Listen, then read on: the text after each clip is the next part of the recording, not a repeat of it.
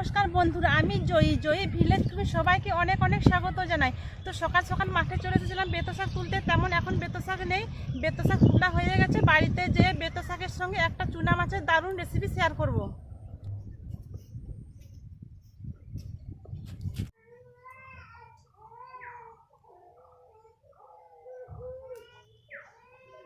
ও দিদি, শাক বাচ্চা মাঠ গেছিল নাকি? হ্যাঁ, মাঠ গিয়েছিল। একলা একলা মাঠ গেছিল, আমাকে বললেনি। তবে শাক হয়েছে নাকি? না, তেমন শাক নাই, অনেক খুঁজে খুঁজে শাকগুলো তোলা হয়েছে। বেছে না, দুজনে মিলে বেছে নেবো। না বেছি।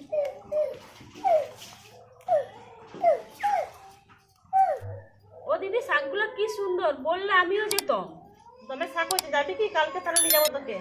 হ্যাঁ, শাকগুলো দুজনে মিলে বেছে নিয়েছি, এবার আমি কেটে নেবো।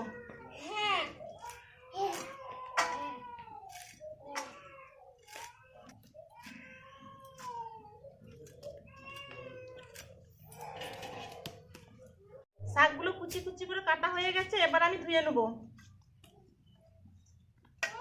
ভালো করে ঘষে ঘষে ধুয়ে নেবো। ধোয়া হয়ে গেছে, এবার আমি ছেঁকে নেবো।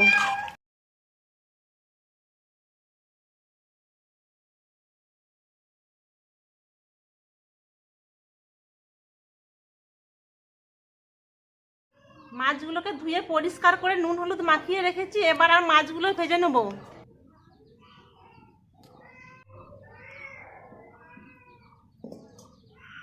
দিদি ওইদিকে মাছ ভাজার জন্য কড়াই বসিয়ে দিয়েছে, এইদিকে আমি একে একে সবজিগুলো কেটে নেবো।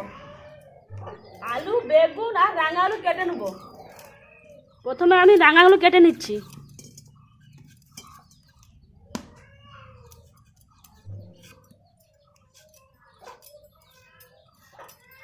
সব সবজিগুলো গোল গোল করে কেটে নেবো।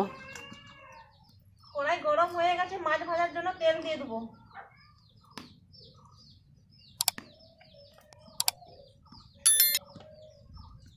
তেলটাকে ভালো করে গরম করে নেব।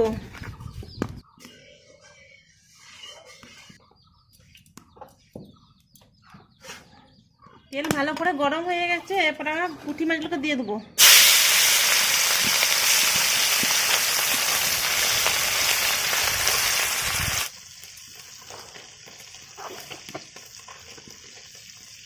সব সবজিগুলো কাটা হয়ে গেছে, ভালো করে ধুয়ে তুলে নেব। মাছগুলো উল্টে ভেজে নেব।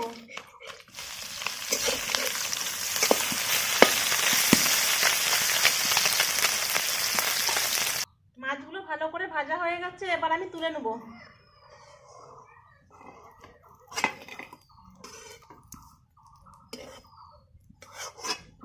ওই তেলেই 5 ফোড়ন দিয়ে দেবো।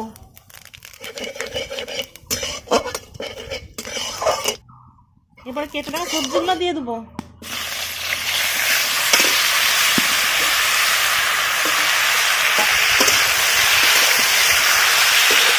পরিমাণ মতো লবণ দিয়ে দেবো।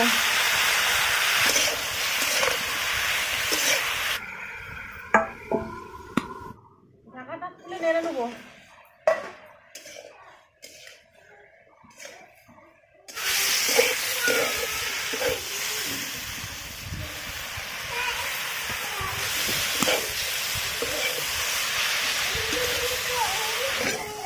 দেখুন বন্ধু, সব সবজিগুলো ভালো করে ভাজা হয়ে গেছে, আলুগুলো সিদ্ধ হয়ে গেছে। এরপর আমি 1 চামচ হলুদ গুঁড়ো দিয়ে দেবো,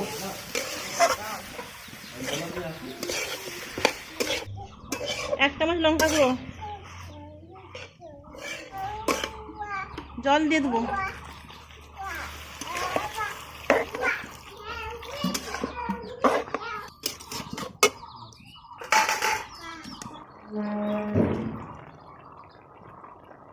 তেঁতুল গুলে নেব।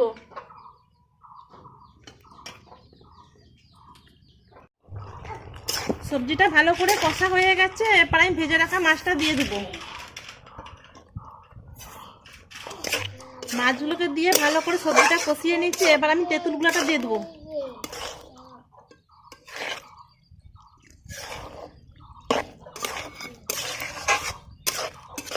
চিনি দিয়ে দেবো।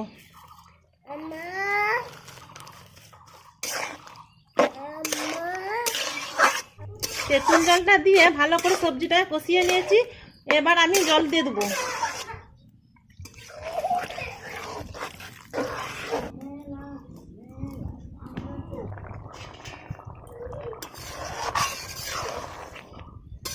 আমাদের সবজির তরকারিটা হয়ে গেছে, এবার আমি নামিয়ে নেবো।